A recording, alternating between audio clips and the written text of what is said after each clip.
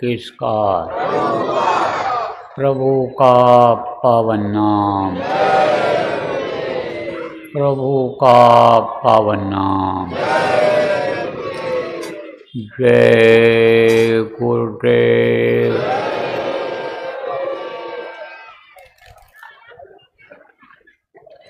सर्वसमर्थ सर्वत्र स्मरणीय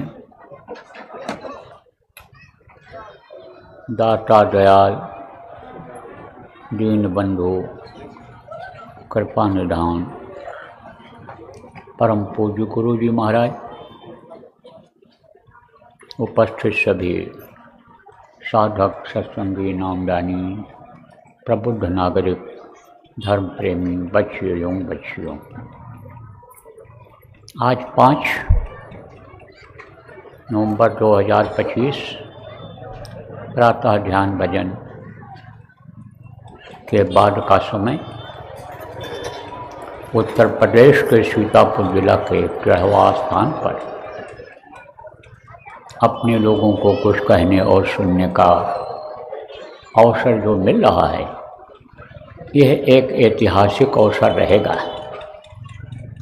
कि जब लाखों की संख्या में एक साथ बैठ करके सुमिरन ध्यान भजन किए थे और सत्संग की 2 बातें कहे और सुने थे, यह अपने लोगों के लिए ऐतिहासिक समय रहेगा। प्रेमियों, आज कार्तिक पूर्णिमा है। आपको आज कार्तिक पूर्णिमा के दिन यह समझने की ज़रूरत है, यह कार्यक्रम जो आयोजित किया गया है इसमें कुछ मार्गदर्शन मिलेगा, रास्ता मिलेगा। जो भटकाव हो रहा है, सुख शांति का रास्ता नहीं मिल रहा है, वो मिलेगा। उसके लिए आपने 2 दिन का कार्यक्रम आयोजित किया था। पहले आ गया मैं तो परसों भी आपको सुना दिया था, कल 2 समय सुनाया और आज ये चौथा सत्संग है। अब पीछे जो बताया गया उसकी समीक्षा करो, क्या क्या बातें बताई गई हैं और उसको अमल करो, मानो, उसके अनुसार चलो, तब तो सुख शांति मिलेगी, तब तो आत्मा का कल्याण होगा। और नहीं तो इसी तरह से दुख के संसार में पड़े रहना पड़ेगा। रोते हुए पैदा हुए, रोते ही जिंदगी बीत रही है और रोते रोते चले जाओगे। मुख्य मुख्य बातें जो बताई गई हैं वो मैं आपको याद दिलाता हूँ। कार्यकर्ताओं को भी, जिम्मेदारों को भी बातों को सुनना चाहिए। देखो प्रेमियों, आपको बताया गया कि एक दिन सबको माँ के पेट में रहना पड़ता है, तब यह मनुष्य शरीर मिलता है। मनुष्य शरीर माँ के पेट में ही बनता है। उस समय बड़ी तकलीफ़ रहती है। तकलीफ़ में प्रभु को याद करता रहता है जीव, और यह कहता रहता है कि बाहर निकालो हमको, बाहर निकालो, हम भजन करेंगे, हम आपके पास आ जाएंगे। तो यह वादा सब लोगों ने किया था और उम्मीद ले करके पैदा हुए थे। आषाढ़ महीना आता है, हरा भरा रहता है, तपन के बाद आता है, तकलीफ़ के बाद आता है। बैसाख जेठ के महीने में बड़ी तपन रहती, बड़ी गर्मी रहती है। उसके बाद में जब बरसात होती है, आषाढ़ आता है, तो ठंडी हो जाती है। जो पौधे सूख जाते हैं, पेड़ सूख जाते हैं, जो बीज नहीं उगते हैं, ज़मीन में पड़े रहते हैं, वो भी उग जाते हैं, हरा भरा हो जाता है। उम्मीद लेकर पैदा हुआ आषाढ़ में कि जो हम वादा करके आए हैं वो पूरा करेंगे। लेकिन बीच में फिर समय निकला जब, तो सावन आया। सावन में कुछ होश आता है। बच्चा जो बहुत छोटा रहता है, उसको ज्ञान नहीं रहता, उसको जानकारी नहीं रहती है हर चीज़ की, लेकिन जब थोड़ा बड़ा होता है तो जानकारी होती है। तो सामान क्या बताता है कि सावन बनो। सावन माने उनके जैसा। किसके जैसा? इनके तुम अंश हो। प्रभु जैसा बनो, भगवान जैसा, जिसको भगवान कहते हो भगवान जैसा बन जाओ, क्योंकि भगवान की ताकत भी इसी मनुष्य शरीर में आती है। आप ये समझो, जिनको आप भगवान मानते हो, चाहे राम भगवान हो, चाहे कृष्ण भगवान हो, चाहे और भगवान को मानते हो आप, वो सब मनुष्य शरीर में थे। तो मनुष्य शरीर में ही ताकत आती है। अब आप ये समझो सावन बन जाओ, लेकिन फिर ये दिक्कतें आती हैं, जिससे अंधेरा हो जाता है, भादों आ जाता है, तो अब वो भी ख़त्म होता है, क्योंकि अब परिवर्तनशील संसार है, यहाँ बदलाव होता रहता है। उम्र देखो ये छोटी थी और ये बढ़ती चली जा रही है, यानी बुढ़ापा आती जा रही है। बच्चे से जवान होता, जवान से बुढ़ा हो जाता है, तो जो सांस है वो ख़त्म होता जाता है। अब आप ये समझो कि यानी कुंवार आया, फिर कुंवार आया तो कुंवार में कुंवारापन ख़त्म करना ज़रूरी होता है। तो वो तो कुंवारापन ख़त्म होता है और हुआ अपने लोगों का। जब गुरु मिल गए, गुरु महाराज जैसे गुरु मिल गए, तो कुंवारापन ख़त्म हो गया, अकेलापन ख़त्म हो गया। उनका दामन थाम लिया, उनका हाथ पकड़ लिया, उन्होंने जीवात्मा की डोर को आनी ले लिया। और आप ये समझो कि कार्तिक में जो यानी जिसकी पूर्णिमा है आज, काया के अंदर देखने के लिए बता दिया। लेकिन आपने कितने लोगों ने आपने देखा अंदर में कुछ देखा? बहुत थोड़े लोगों ने। अंदर में आपको कुछ दिखाई नहीं पड़ा। आंख बंद करने के बाद अंधेरा ही रहा, कान बंद करने के बाद कुछ सुनाई नहीं पड़ा। तो गुरु मिलने का फ़ायदा नहीं हुआ, नाम मिलने का, नामदान लेने का फ़ायदा नहीं हुआ। तो कहते हैं सुबह का भूला शाम को अगर घर वापस आ जाए तो भूला नहीं कहलाता है। आप चेत जाओ। आप ये समझो कि पापों को नष्ट करो, क्योंकि पाप की वजह से ही नहीं दिखाई पड़ा। पाप कर्म जो पहले के थे पूर्व जन्म के, उनकी वजह से अंदर की आँख नहीं खुली, अंदर का कान नहीं खुला, तीसरी आँख तीसरा कान नहीं खुला। जो इस जन्म में अभी तक जिसकी जितनी उम्र है आपकी, उस हिसाब से अभी इस जन्म में जो भी जान अनजान में बुरे कर्म बन गए, उसकी वजह से यह दिक्कत आई, उसको हटाना जरूरी है। तो ये महीना जो आपको मिला हुआ है, कल से लागू हो जाएगा, चालू हो जाएगा अगहन। तो अग माने होता है पाप, और हन माने होता है हनन करो। हनन करो मतलब नाश करो, उसका ख़त्म करो, उस चीज़ को बिल्कुल जड़ मूल से ख़त्म करो। तो प्रेमियों, ये जब ख़त्म करोगे तब आपका काम पूरा होगा, तब सावन बन पाओगे, उनके जैसा बन पाओगे। और जब यह आत्मा प्रभु तक पहुंच जाएगी तो उन्हीं जैसे हो जाएगी, उन्हीं की ताकत आ जाएगी। अरे जो लोग देवी और देवताओं की परछाई चक्करों पर देख लेते हैं, दर्शन उनको नहीं हो पाता है, परछाई देख लेते हैं, उनके अंदर भी ताकत आ जाती है। किसकी ताकत आ जाती है? देवी और देवताओं की। उस लोक में पहुंचने पर, वहाँ लोक की रचना देखने पर ही कुछ न कुछ ताकत आ जाती है। और वहाँ जब ये जीव पहुँच जाता है तो पूरी ताकत उसी तरह की हो जाती है। इंद्रलोक में पहुँच गया तो इंद्र जैसी ताकत आ गई, वरुणलोक में पहुँच गया, वरुण जैसी ताकत आ गई। आप ये समझो कि यानी शिवलोक में पहुँच गया तो शिव जैसी ताकत आ गई, ब्रह्मा जैसी ताकत आ गई, विष्णु जैसी ताकत आ गई। ईश्वर लोक में पहुँच गया तो उनकी जैसी ताकत आ जाती है। तो सावन बन जाता है, ये जीव सावन बन जाता है। तो सावन बनने के लिए पापों को नष्ट करना जरूरी है। प्रेमी, मोटी बात आप ये समझो। तो ये कैसे नाश होगा, इस पर विचार आपको करने की ज़रूरत है।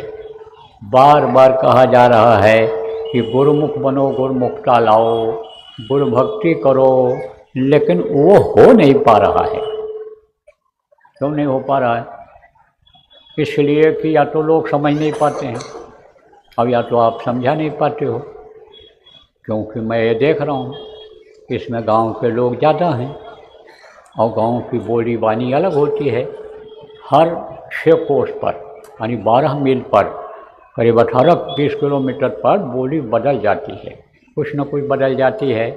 तो जो मैं बोल रहा हूँ हो सकता है उनके समझ में न आता हो, तो आप कार्यकर्ताओं को उनको सिखाने की ज़रूरत है, उनको बताने की कार्यकर्ताओं को आपको ज़रूरत है। जो बातें बताई जाएं वो आप तो सुन नहीं पाते हो। क्यों नहीं सुन पाते हो? आप ही प्रचार करते हो, आप ही व्यवस्था करते हो, आप ही भंडारा में सेवा करते हो, आप ही भंडारा चलाते हो, सब काम आप ही ले लेते हो। इसलिए काम को बांटो, अलग अलग काम, और इनको तरीका सिखाओ। हम कहाँ तक सबको क्या बता पाएंगे मन से कम समय में।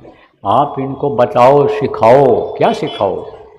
कि अनुशासन होता है, अनुशासन का पालन किस तरह किया जाता है। अनुशासन किसको कहते हैं? जैसे ये मिलिट्री है, आपकी सेना है, उसमें कह दिया खड़े रहो तो खड़े रहो, हट गए तो उनको सज़ा मिल जाती है। ऐसे होना चाहिए। आदेश का पालन करना लोग सीख जाएं। आदेश का पालन नहीं सिखा पाते हो आप लोग। कहीं कहीं अनुशासन है, दूसरे प्रदेशों में मैंने देखा, वहाँ पर लोग जो कार्यकर्ता हैं सब चीज़ बताते हैं, सिखाते हैं, बराबर सत्संग सुनते हैं, नोट करते हैं, जो बातें बताई जाती हैं उसको जा कर के लोगों को बताते हैं। तो बहुत जगह अनुशासन है। लेकिन जब आप लोगों के यहाँ के लोग पहुँच जाते हैं, इधर के पूर्वांचल के लोग पहुँच जाते हैं, यूपी बिहार बंगाल उधर के लोग, तब वो आप ये समझो कि बाधा डालते हैं। तो अनुशासन बहुत ज़रूरी है। अगर अनुशासन नहीं आएगा तो ये धीरे धीरे गुरुमुख बजाय के बनने के बजाय मनमुख बन जाएंगे और यह संत मत से अलग हो जाएंगे। यह संत मत को समझ नहीं पा रहे हैं। संत मत को समझाने की इनको ज़रूरत है कि संत मत में अनुशासन बहुत ख़ास चीज़ होती है। अब आप कहोगे तो हम अनुशासन में रहते हैं और चलाते हैं। यहीं पर दिखा दूँ आपको, देखो 12-14 भंडारे चल रहे हैं, लेकिन सबकी व्यवस्था एक जैसी नहीं है। मनमानी लोग करते हैं, कुछ जान नहीं पाते हैं। राशन पानी वही है, लेकिन उसका उपयोग ठीक से नहीं हो पाता है। सेवादार उसमें हैं जो, वो सब चीज़ों को बताना पड़ेगा। सर सफाई है, नियम कानून उसका बना दो आप, भंडारों का खाने पीने परोसने का बता दो। जैसे जानवर खाते ऐसे नहीं खाएं, टूट न पड़ें, भोग लगावें और फिर उसके बाद बाँटें। आप समझो कि भोग लगा करके लोग खाएं। ये सब सिखाने की ज़रूरत है। अभी जब मैं मिलने आऊँगा, दौड़ पड़ेंगे जैसे भेड़ बकरी दौड़ते हैं। ये कोई अनुशासन है? अरे इनको सिखाओ कि भाई एक बार अगर आपको हो गया तो बार बार क्यों वहाँ जाकर खड़े होते हो, दूसरे को मौका नहीं देते हो। दूसरे को मौका दो, एक बार हो गया तो हो गया। एक ही बात को रटते रहते हैं बराबर, क्या ज़रूरत है उसी बात को कहते कहते। चिढ़ पैदा होती है किसी से, कई बात को कहते रहो तो उसको चिढ़ पैदा हो जाती है, क्रोध आ जाता है आदमी को। तो यह बात सब बताने की ज़रूरत है प्रेमियों, समझाने की ज़रूरत है। इस समय पर यह ज़्यादा ज़रूरी है और विशेषकर उत्तर प्रदेश में ज़्यादा ज़रूरी है ये चीज़। क्यों? क्योंकि यहाँ संख्या बहुत बढ़ती जा रही।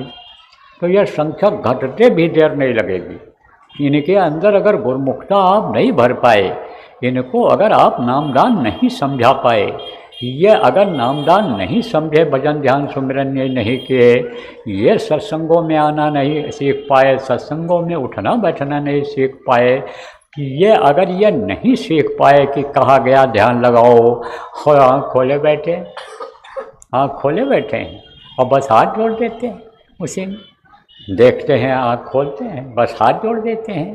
तो अब आप ये समझो, ये सब नहीं अगर सीख पाए और आप नहीं सिखा पाए तो आप ये समझो कि इनका ये समय बेकार चला जाएगा। इनको कोई फ़ायदा नहीं होगा, ना तो इनके बीमारी में फ़ायदा होगा, ना इनके लड़ाई झगड़े में फ़ायदा होगा, ना इनको जो बरकत नहीं मिलती उनमें नहीं फ़ायदा होगा, ना इनका जो बिगड़ा हुआ काम है वो बन पाएगा।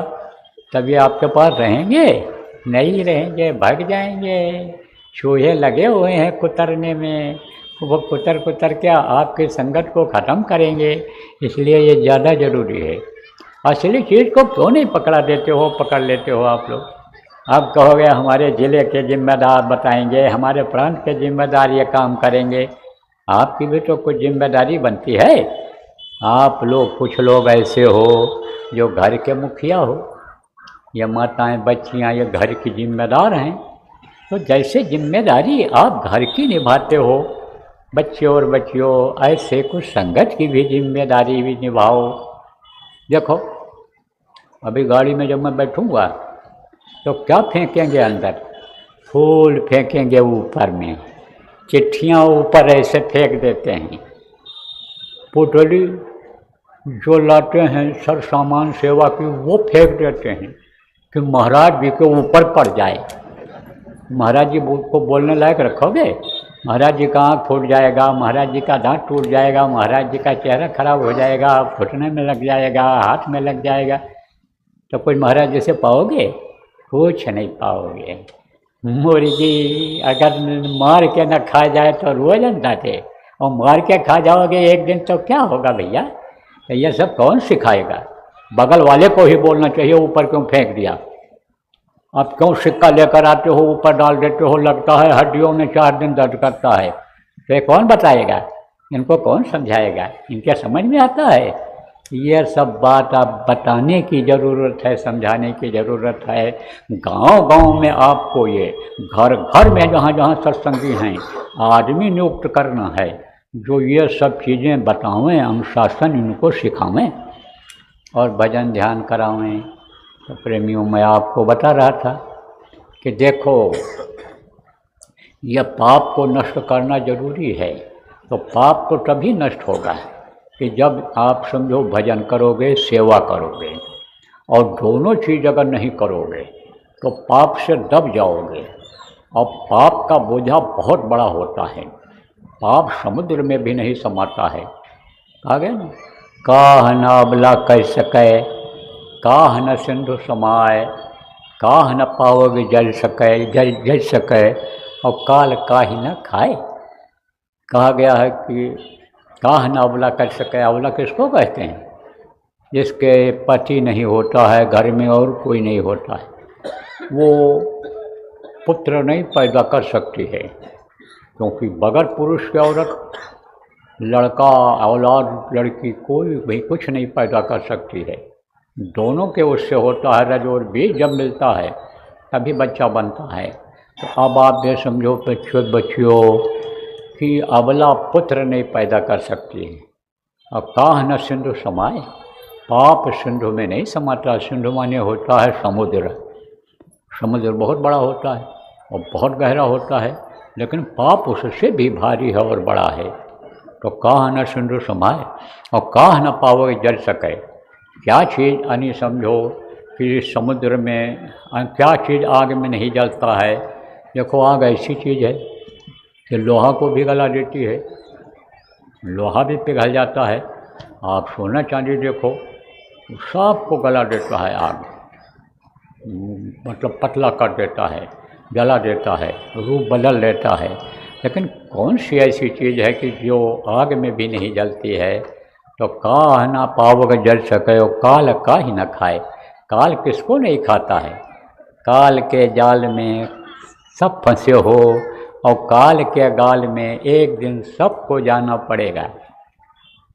तो अब आप ये समझो इसका जवाब है। क्या जवाब है इसका? जवाब है पुत्र न अबला कर सके और अब काह न अबला कर सके, तो पुत्र न अबला कर सके, अबला जो होती है, काह न अबला कर सके, काह न सिंधु समाए और काह न पावक जल सके, काल का ही न खाए। तो कहा पुत्र न अबला कर सके, पुत्र नहीं पैदा कर सकती है अबला। और पाप सिंधु में नहीं समाता है, समुद्र में नहीं समाता है। और यश और कीर्ति जो होती है, यश और कीर्ति किसको कहते हैं? अच्छा काम जो करता है वो कभी भी ख़त्म नहीं होता है, कोई असर उस पर नहीं पड़ता है। देखो प्रेमी, हमको भी किसी ने नामदान दिलाया था, हमको भी सिमरन ध्यान भजन पर किसी ने जोर दिया था, हमको भी कोई गुरु महाराज के पास ले गया था, हमको भी प्रेरणा किसी ने समय समय पर दिया है। तो वो कभी भूलते हैं? नहीं भूलते हैं। वो हमारे दिल दिमाग में बैठे हुए हैं, हृदय में समाये हुए हैं।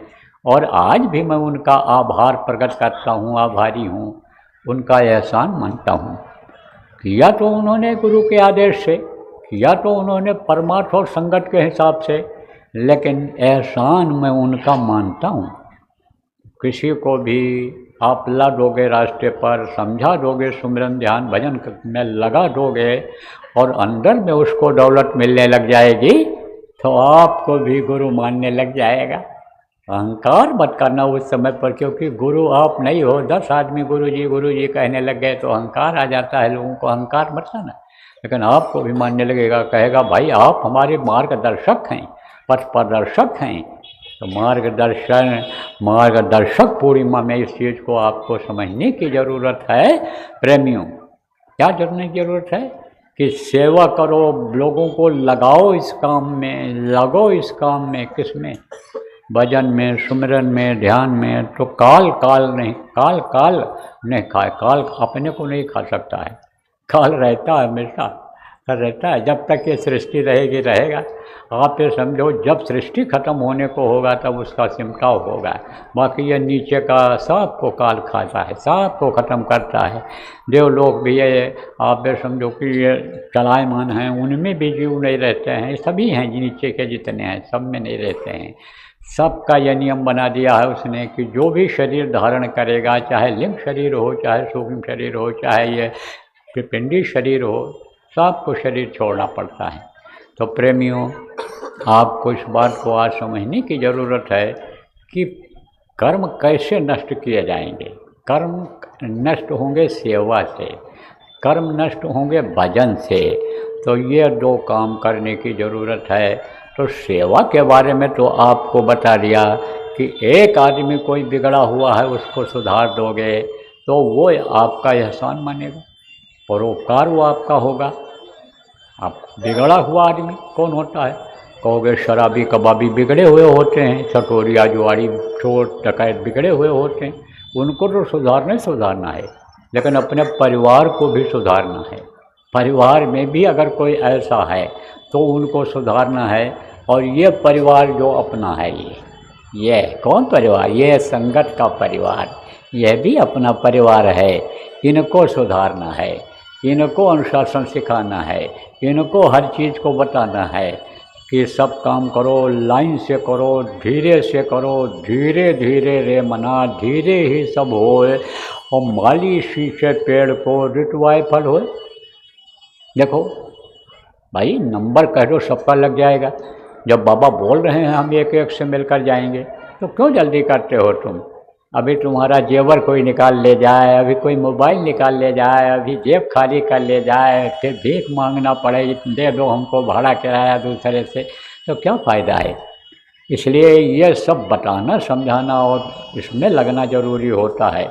एक बार आदमी की जब आदत बन जाएगी तब उसी तरह से चलेगा। नहीं, अगर देखा भेड़ की चाल में तो सब भूल जाते हैं, देखा देखी उसी तरह से करने लगते हैं। तो ये सेवा है, ये सेवा भी समय जरूरी है। और क्या कर्म काटने के लिए जरूरी है? साधना शिविर लगवाना है।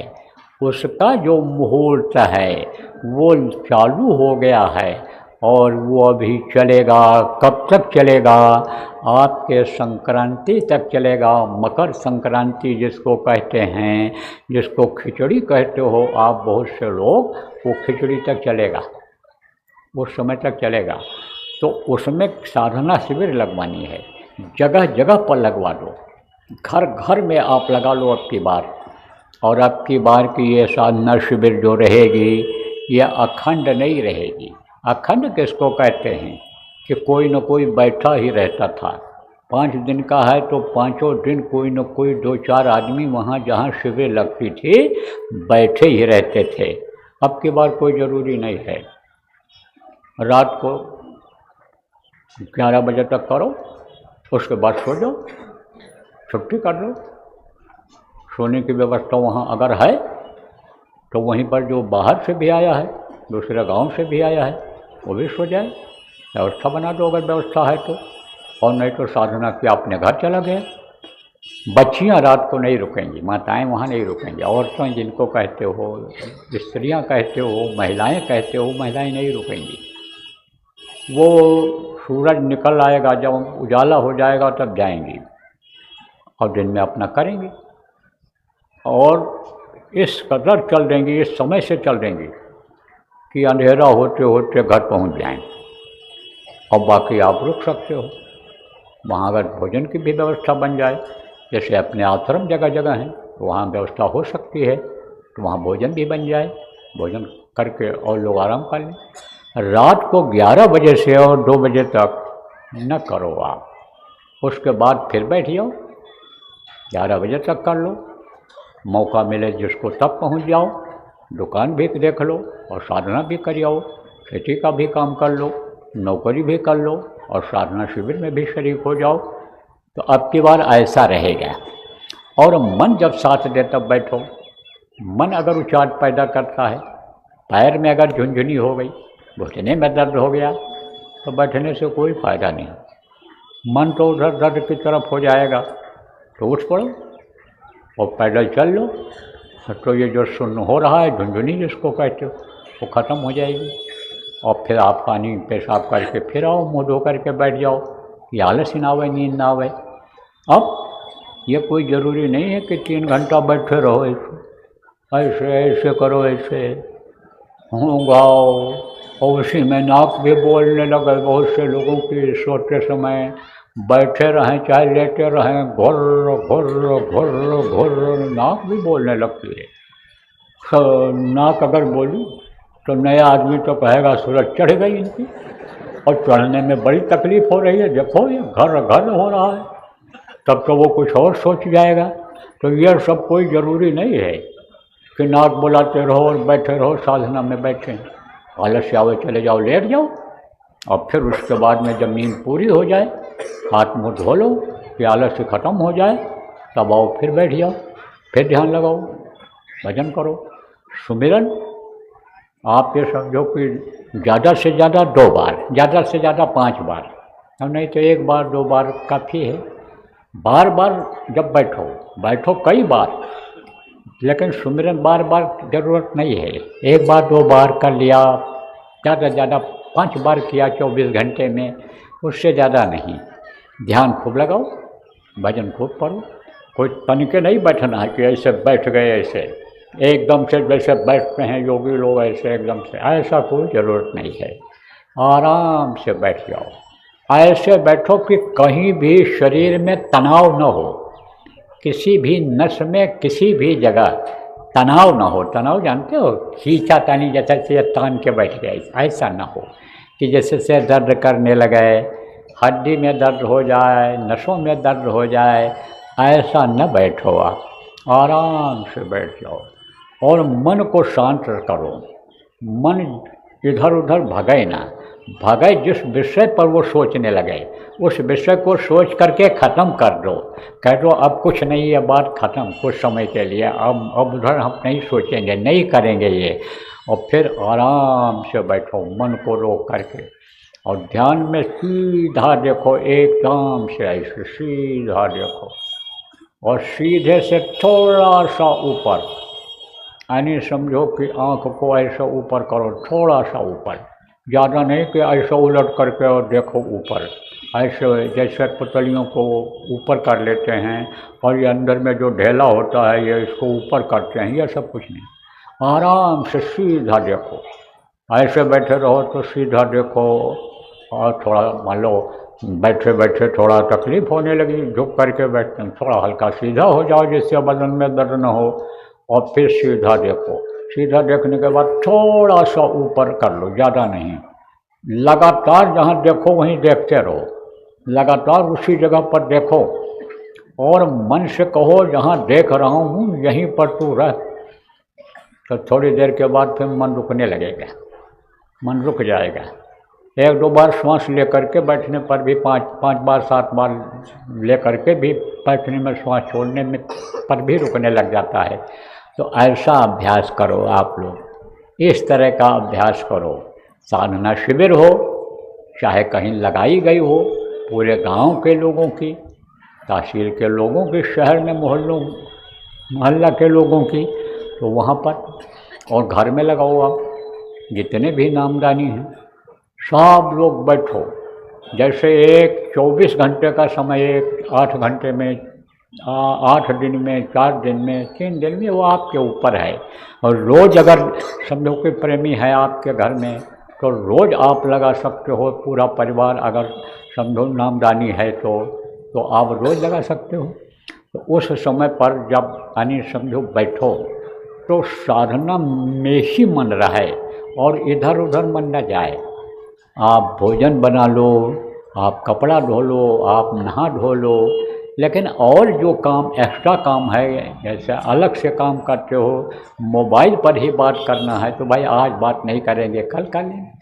कुछ काम ऐसे हैं कि जो रोके जा सकते हैं, और रोज़ वाले काम भी रोके जा सकते हैं।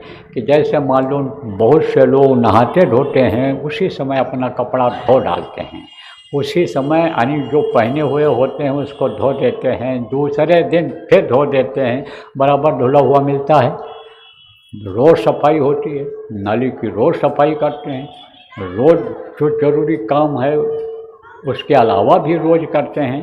जूते में पॉलिश एक दिन कर लो, 2 दिन आप समझो चल जाएगा, गाड़ी घोड़ा एक दिन साफ कर लो, तो कोई ज़रूरी नहीं है कि अंदर भी दूसरे दिन सफाई करो, दूसरे दिन कर दो। उस दिन और काम जो है उसको रोक दो, जो बहुत ज़रूरी नहीं है। उस दिन केवल साधना में समय दो आप, क्योंकि प्रेमियों जब समय निकल जाएगा तो फिर वापस नहीं आएगा। अब पछताए हो क्या, जब चिड़िया चुग गई खेत, यानी समझो कि जाएंगे रखवाली करने खेत की, तब तक उधर योजना बनाते रहे जाएंगे, तब तक खेत को चिड़ियों ने खा करके खाली कर दिया। का वर्षा जब कृषि सुखाने, समय चूक पुण्य का पछताने। कहते हैं बरसात जब यानी नहीं हुई और फसल सूख गया, फिर बहुत बरसात हुई तो क्या फ़ायदा उस बरसात से। ऐसे ही तो देखो प्रेमियों, यह बात समझो कि अभी तो गुरु की दया हो रही है, लेकिन कोई ज़रूरी नहीं है कि यह दया फिर मिले। और यह दया जब नहीं मिलेगी तब आपको बहुत दिक्कत आएगी, ज़्यादा मेहनत करनी पड़ेगी। कि जैसे कोई चीज़ कोई बांटने के लिए गया, जैसे आप लोग भोजन बांटते हो, परमार्थी लाभ लेते हो, आप परोपकार करते हो, त्रयोदशी और पूर्णिमा को भोजन बांटते हो, बहुत से लोग पैकेट बांटते हो। अब कहीं बैठ करके बांटने लग जाओ और फिर बांट करके जब ना लोग आवें तब आप वापस आ जाओ, और फिर कोई आवे खाने के लिए कि वो तो जय गुरुदेव वाले बांटते रहते हैं, चलेंगे खा आएंगे। अब आएगा तो आप मिलोगे नहीं, तब उसको कहाँ जाना पड़ेगा, पूछेगा वो कि भाई कहाँ इनका आश्रम है, कहाँ से आते हैं बांटने के लिए, इनका घर कहाँ पर है। तब घर जाना पड़ेगा कि नहीं मांगने के। और कोई ज़रूरी नहीं है कि तब तक आपके पास रहा ही, ख़त्म भी हो सकता है, पका कर नहीं खिला सकते हो आप, तो भूखा रह जाएगा कि नहीं। ऐसे ही ये जीवात्मा कहीं भूखी न रह जाए, इसलिए यह मौका है, गुरु की दया मिल रही है, गुरु की धार मिल रही है, गुरु बरसात कर रहे हैं दया की, तो आप लोग ले लो, साधना शिविर लगवाओ। देखो प्रेम, हम तो बराबर चलते ही रहते हैं, और हमारा लक्ष्य भी जीवन का यही है कि हम चलते चलते, आप समझो कि काम जीवों का जो गुरु महाराज ने सौंपा है, इसको करते करते ही हम शरीर छोड़ें। अब आगे गुरु महाराज की जैसी मौज होगी, लेकिन समय परिस्थिति देखना पड़ता है। आपके विचार आए, आपकी भावनाएं अच्छी हैं, इसी तरह से आप विचार भावना अपनी बनाए रखना। ये किन की बात है, उन जिला के लोगों की बात है कि जिन्होंने दरख्वास्त दिया है कि हमारे ज़िले में कार्यक्रम कर दिए जाएं। तो अब इस समय पर इधर दिक्कत है उत्तर प्रदेश में। क्यों दिक्कत है कि देखो इस समय पर आपका 8 बज गया, 8:15 हो रहा है, और 8:15 बजे तक देखो कोहरा है, और ये कोहरा अभी आगे बढ़ेगा। इसमें आवागमन कम हो जाता है, आदमी यात्रा कम कर पाते हैं, ज़्यादा समय लगता है पहुंचने में। कभी कभी तो एकदम से इतना कोहरा हो जाता है कि सूरज तक नहीं दिखाई पड़ता है, ठंडी हवा भी चल जाती है तो ठंडी बढ़ जाती है। तो इस समय व्यवस्था आपको ज़्यादा करना पड़ेगा, और कोई ज़रूरी नहीं है कि व्यवस्था पूरी ही हो जाए, क्योंकि इन्होंने देखो यह स्थान बनाया था सत्संग के लिए। आप ये समझो 15 एकड़ ज़मीन यह है, लेकिन अब यही छोटा हो रहा है। इसलिए इस समय को आप अभी टाल दो, आप ये सब काम कराओ जो बताया है, वो काम करो, कराओ लोगों को, दौरा उसी तरह से करो, मेहनत उसी तरह से करो कि जैसे कार्यक्रम जब आपको मिल जाता है तो मेहनत करते हो, दौरा करते हो, व्यवस्था करते हो, ये सब उसी तरह से करो। इससे आपके भी कर्म कटेंगे, और इसमें जो सहयोग करेंगे आपके कार्यकर्ता, उनके भी कर्म कटेंगे। भजन में यानी मन लगेगा, जब कर्म कट जाएगा तो भजन करो, कराओ, अनुशासन सिखाओ, संगत की रीत नीति सिखाओ, यह काम आप करो। जब थोड़ी गर्मी आ जाएगी और गुरु महाराज की दया रहेगी, समय परिस्थिति अनुकूल रहेगी, स्वास्थ्य ठीक रहेगा, तब आपकी इच्छा पूरी कर दी जाएगी। इस समय उत्तर प्रदेश में नहीं हो सकता, इस समय कहाँ होगा? महाराष्ट्र में। इस समय कहाँ होगा? गुजरात में। इस समय कहाँ होगा? छत्तीसगढ़ में। जहाँ पर कम ठंडी होती है, जहाँ पर मौसम का असर कम होता है, वहाँ कर दिया जाएगा। वहाँ मांग भी है, इन सब जगहों पर मांग है, तो वहाँ कार्यक्रम समय परिस्थिति के अनुसार कर दिए जाएंगे। इसके अलावा और भी काम हैं जो मैं बराबर आपको बताता रहा हूँ कि आश्रम का विकास है, और भी जो आपका जिसको पेंडिंग वर्क कहते हो, जो काम रुका हुआ है संगत का, उसको भी सब आप लोग करो, बराबर आदत डालो, काम में लगे रहने की आप लोग आदत डालो। तो अब देखो, अब ज़्यादा सुनने और सुनाने का समय नहीं है, बहुत सुनाया गया। गुरु महाराज देखो सुनाते सुनाते चले गए, और गुरु महाराज के बाद से ही शुरू कर दिया गया, नामदान 1 साल के बाद से ही देना शुरू कर दिया गया, लेकिन उसका परिणाम नहीं निकल रहा है, रिजल्ट नहीं निकल रहा है। अब रिजल्ट लाने की ज़रूरत है कार्यकर्ता आप लोगों को, और जितने भी लोग आप बैठे हुए हो, उसका फल लेने की ज़रूरत है। कौन सा फल? भजन का फल।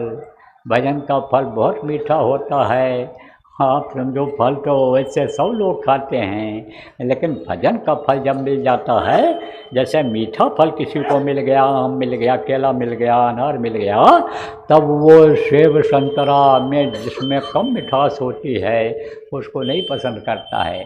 तो अभी तो आप इसमें लगे हुए हो, ये दुनिया का जो ग़िज़ा है, जिसमें आपका टेस्ट ज़बान का है, उसमें लगे हुए हो, लेकिन अंदर का फल जब आपको मिल जाएगा ग्रहण करने का, पान करने का, आप समझो कि जब अमृत पान करने का मिल जाएगा, तब आपकी तृप्ति हो जाएगी, तब आपका मन भर जाएगा। इससे मन नहीं भरता है। कैसे? अनाज से। अनाज से मन भरता तो क्यों रोज़ बनाना पड़ता, खाना पड़ता है? इससे मन नहीं भरता है। मन कब हटता है?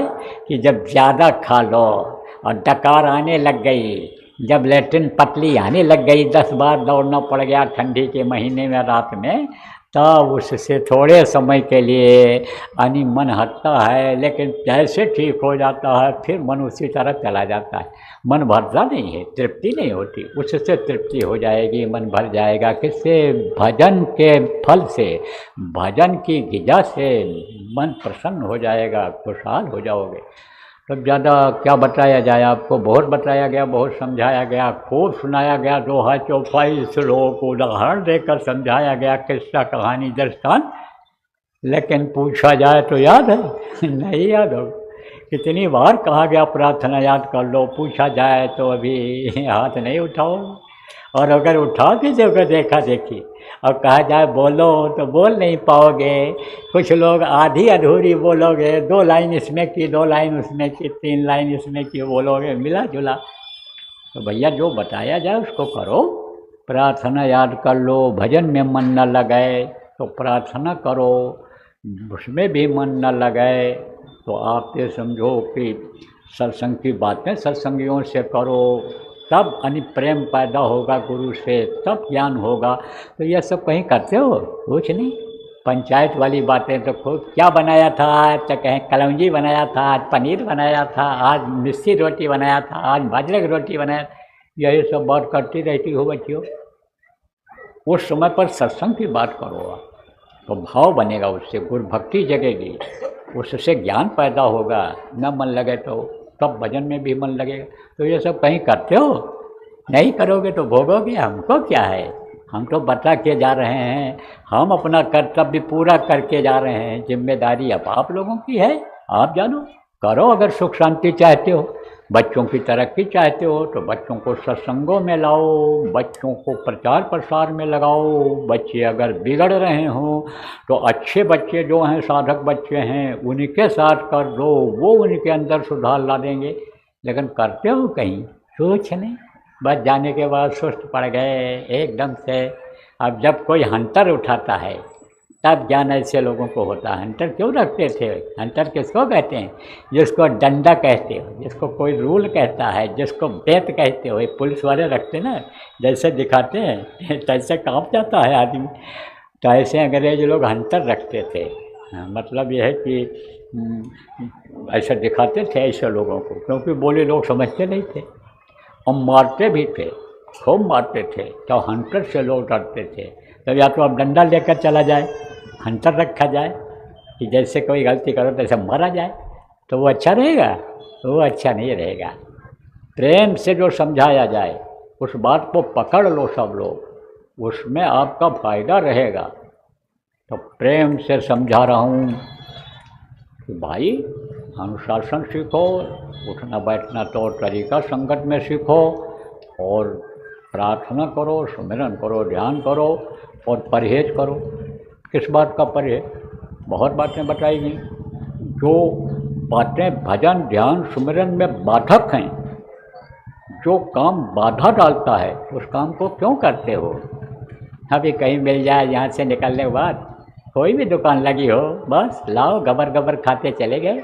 अभी नहीं देख रहे हैं इसमें क्या चीज़ पड़ी हुई है, क्या है। बस लड़के ने कहा ये हमको खरीद दो। अब अंग्रेजी में लिखा है उसमें।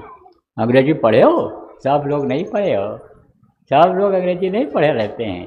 बस लटका हुआ है, दे दिया, उसी की आदत बन गई है। उसमें क्या पड़ा है, कौन सा तेल पड़ा है, सरसों का तेल है कि सोयाबीन का तेल है कि जानवरों की चर्बी का तेल है, किसमें बना हुआ है।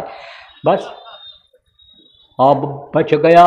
लड़के से खाते खाते तो फेंकोगे, फिर गबर गबर भाभी आप भी खाने लग जाओगे, वही तो फिर दूसरे को भी देने लग जाओगे। तो असर आएगा कि नहीं आएगा? ये सब बातें देखो, सीखना जानना जरूरी, यही कारण है। न तो भजन बनता है, और न सत्संग में मन लगता है, और न साप्ताहिक सत्संग में जाने का मन कहता है। ये सब कारण है। आज ये बात बताना जरूरी है अभी समय पर, क्योंकि संगत बहुत बढ़ती चली जा रही है। तो बस ये वही भेड़ बकरी का चाल हो जाएगा। एक जिधर गया वो उधर सब चल पड़े। कैसे बता दे? मेला लगा था, मेला, तो मेला में औरतें जा रही थी देवी को फूल पत्ती प्रसाद चढ़ाने, पूजा करने। तो चल पड़ी। दूर था थोड़ा, एक औरत का पेट खराब था, तो भीड़ बहुत थी। तो कहाँ जाए, कहीं जगह नहीं मिली। बस वो वहीं रास्ते में ही बैठ गई, और वहीं पर उसने टट्टी का दिया, लैट्रिन जिसको कहते हो। अब सोची कि उठेंगे तो सब लोग डांटेंगे, फटकारेंगे, और भीड़ पीछे से चली आ रही है, पैरों में लगेगा तो लोग कहेंगे इसी ने गंदा किया है, और हम भी गंदे हो गए, अब नहाए धोएंगे तब देवी का पूजा करने जा पाएंगे, तो कहीं मारपीट न हो जाए। तो उसने क्या किया, वो जो फूल पत्ती दीपक और प्रसाद थाली में लिए हुई थी उसके ऊपर डाल दिया। अब उसने डाला तो पीछे जो औरतें आ रही थी उन्होंने भी डाल दिया, और जो लोग आ रहे थे उन्होंने भी डाल दिया। अब डालने के बाद ढेर लग गई, और जब ढेर लग गई तब वहीं पर जो है प्रार्थना होने लग गई, गाना होने लग गया, फिर वहीं तालियां बजने लग गई, फिर वहीं नाच शुरू हो गया। अब वो पुलिस वाले आए, अब बोले भाई यहाँ क्यों इकट्ठा हो गए, रास्ता रोक दिया आप लोगों ने। लोग को किसी ने कहा देवी जी यहीं प्रकट हो गई, वहाँ जाने की ज़रूरत नहीं है। तो पुलिस वाले थोड़ा बुद्धिमान थे, उन्होंने कहा भाई इतना जल्दी देवी कहाँ से प्रकट हो जाएंगी। हटाया फूल, जब उसके अंदर देखा कि गंदगी पड़ी हुई है तो कहा ये कौन देवी हैं। उसी में से एक ने कहा यह हंगामा देवी हैं, बस हंगामा देवी नाम रख दिया और वहीं पर स्थापित हो गई, मूर्ति स्थापित हो गई हंगामा देवी की, और वहीं पर मंदिर बन गया। तो देखा देखी हुआ। इधर मथुरा में चले जाओ वृंदावन रोड पर, मथुरा वृंदावन रोड पर, तो वहाँ पर एक लुटेरे हनुमान का मंदिर है। तो बहुत पहले मैं गया था वहाँ, उधर टांगा से जा रहा था, तो वो टांगा वाला कहा लुटेरे हनुमान, लुटेरे हनुमान, चलो लुटेरे हनुमान, चलो वृंदावन, चलो वृंदावन। तो हमने कहा भैया लुटेरे हनुमान कौन है।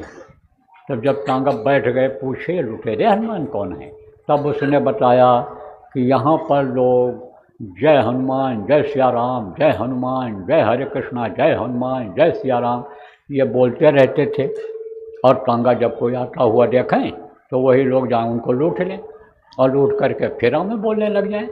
तब इनका नाम लुटेरे हनुमान रख दिया है। तो देखा देखी में फंस जाओगे आप, और देखा देखी में संत मत से अलग हो जाओगे।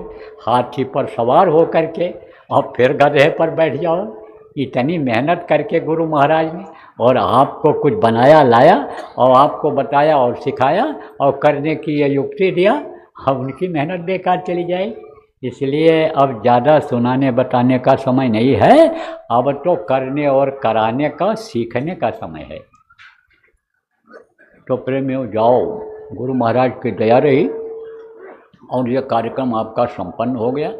और इसी तरह से जब मौका मिल जाया करे तो आ जाया करो। कोई अवसर जब आपको मिले तो उससे मत चूका करो। और देखो 2-3 दिन इधर जो आपको सुनाया गया, बहुत सारी बातें, शिक्षात्मक बातें सुनाई गई हैं। उनको और जो नए लोग आए थे आपको कोई नई बातें भी मिली हैं, उनको बराबर याद करते रहो और जो आपके फायदे का है उस बात को मानो और करो। सब लोगों का सहयोग रहा है। किसका सहयोग रहा? आस पास में जो लोग रहते हैं उनका भी रहा, अधिकारियों, कर्मचारियों, राजनेताओं का भी रहा, और आप लोगों का सहयोग रहा, व्यवस्था करने वालों को और आने वालों को। बैठने में तो अनुशासन बनाए रहते हो आप, लेकिन जब ये होता है ख़त्म होने वाला है तब उठा बैठी शुरू हो जाती है। भजन का समय आता है, जब ध्यान पर बैठने को होता है तब उठा बैठी शुरू हो जाती है। तो फिर भी यानी समझो ये कुल मिला करके यानी शांतिपूर्वक कार्यक्रम निर्विघ्न संपन्न हो गया। अब धीरे धीरे आप लोग अपने अपने स्थान की तरफ प्रस्थान करो।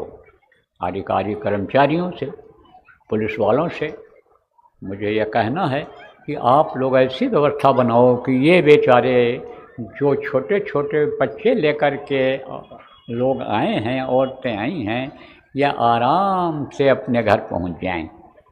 हम आपके आभारी रहेंगे, सबके आभारी हैं। जो भी राजनेता यहाँ कुशल क्षेम पूछने के लिए मंत्री वगैरह आए उनके भी हम आभारी हैं। जो अधिकारी कर्मचारी इस कार्यक्रम को संपन्न बनाने में, शहर के प्रबुद्ध नागरिक इस कार्यक्रम को संपन्न बनाने में, पंच प्रधान जो भी इस कार्यक्रम को संपन्न बनाने में सहयोग किए, हम सबके आभारी। जिन्होंने व्यवस्था किया, जो प्रचार प्रसार किए, जिन्होंने अच्छे काम के लिए जगह दिया, हम सब के आभारी हैं। और आसपास के लोगों से ये कहेंगे कि इन बच्चों से कोई गलती हुई होगी तो आप माफ़ कर दें। तो बोलो जय गुरुदेव, जय गुरुदेव। एक आरती मैं बोलूँगा, आप लोग दोहराइएगा, उसके बाद ये कार्यक्रम संपन्न हो जाएगा।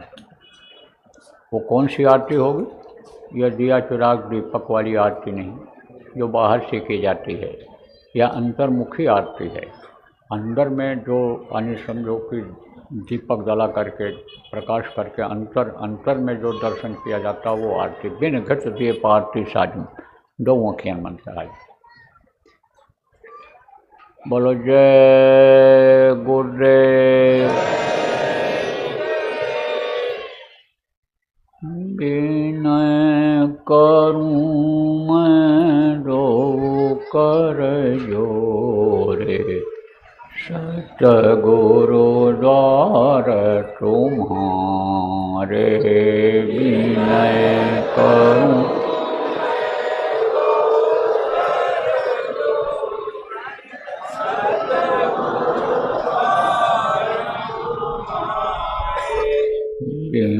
घृत दीप आरती साजूं दो अखियाँ मजदारे। घृत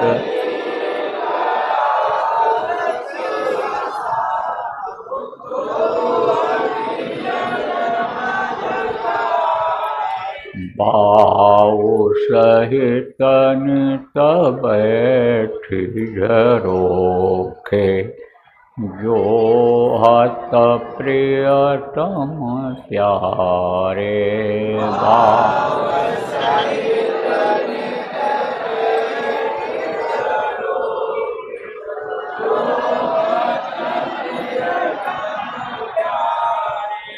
पग ध्वनि सुनो श्रवण हिय अपने, मन के काज विसारे। पग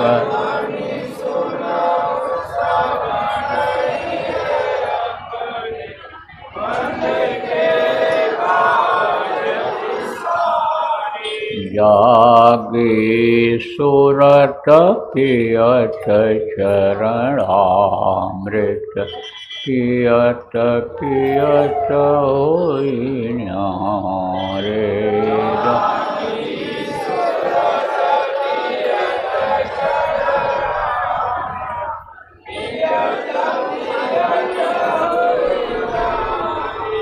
घंटा शंख मृदंग सारंगी, बंशी वीण सुनारे।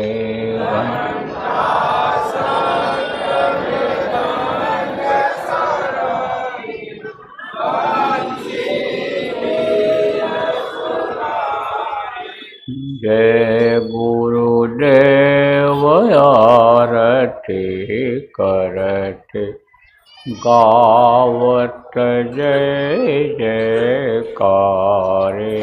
जय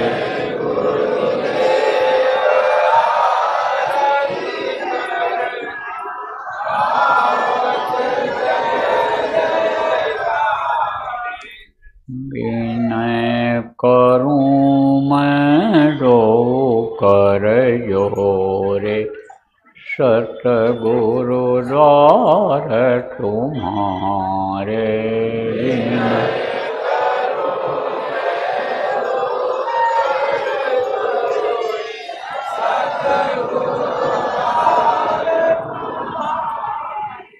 दाता द्वार तुम्हारे,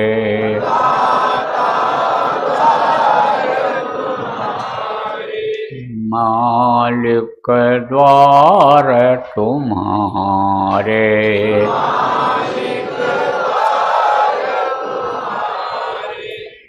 जय गुरुदेव। जय गुरुदेव। जय गुरुदेव। जय गुरुदेव। जय जय गुरुदेव।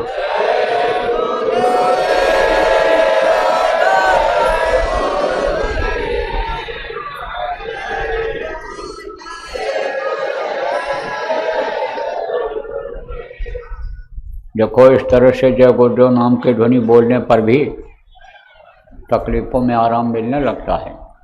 क्यों? क्योंकि ये वक्त का जगाया हुआ नाम है। गुरु महाराज ने जगाया था। जो नए लोग आए हो समझो बात को। जगाया कैसे जाता है? आप लोग कहाँ से जुड़े हुए हो? कौन इस शरीर को चला रहा है? हाथ पैर किसकी वजह से ये हिल रहे हैं? बोली कैसे निकल रही है? इस पर विचार करो। आप कहाँ से जुड़े हो? वहाँ से जुड़े हो। जैसे पावर हाउस से ये तार जोड़ दिया जाता है, तब यह बल्ब जल जाता है, तब यह तार पंखा चलाता है, कूलर चलाता है, एसी चलाता है। ऐसे पावर हाउस है, उस प्रभु से जुड़े हुए हो। जब ये तार कट जाता है, जैसे बिजली का तार है, तो अंधेरा हो जाता है। ऐसे ही जब तार कट जाता है, तब ये शरीर कोई काम का नहीं रह जाता है। तब उजाला अंधेरा कुछ भी नहीं रह जाता है। मृत्यु हो जाती है आदमी की। लोग कहते हैं ले जाओ जल्दी जलाओ, नहीं मिट्टी खराब हो जाए। तो जैसे ये जीवात्मा जुड़ी हुई है परमात्मा से, ऐसे परमात्मा से वक्त के नाम को महापुरुष जोड़ दिया करते हैं।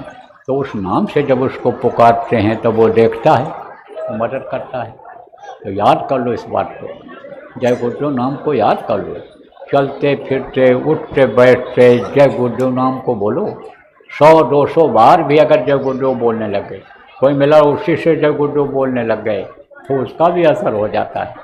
आप लोग तो बिल्कुल मुँह को सील कर लेते हो जय गुरुदेव बोलने में। मालूम पड़ता है जैसे कोई चीज़ भरा हुआ है मुँह में। अरे नाचो तब आंगन टेढ़ा, नाचो तब घूंघट नहीं, कहते खोल के नाचो। जब मशहूर हो जाओ जय गुरुदेव नाम से, सब लोग जान जाएं ये जय गुरुदेव वाले हैं, तब आपकी भक्ति मानी जाएगी, तब आपकी भक्ति पूरी होगी। इसलिए खूब जय गुरुदेव बोलो। दरवाजे पर लिख दो, झंडा लगा दो। आप समझो जो मिले उसी से जय गुरुदेव बोलो। यह मत सोचो कि लोग सोचेंगे कि गंवार हैं, अनपढ़ हैं या गरीब हैं, यही लोग जय गुरुदेव वाले हैं, हम बड़े आदमी हैं, ये न सोचें। अरे बड़ा कैसे बने हो? गुरु की दया से बने हो, प्रारब्ध से बने हो। प्रारब्ध को और अगर बढ़ा लोगे आप अगर बड़े आदमी जो हो जय गुरुदेव बोलने लगोगे, गाड़ियों पर लिख दोगे, आप जय गुरुदेव की पहचान बना लोगे, गुलाबी पहन लोगे, तो आपकी कीमत और बढ़ जाएगी। लेकिन एक चीज़ और बता देते हैं, गुलाबी कपड़ा पहनकर या टाट पहनकर कोई गलत काम मत करना, नहीं तो सजा भी मिल जाएगी। यह भी बता देता हूँ। तो बोलो जय गुरुदेव, जय गुरुदेव।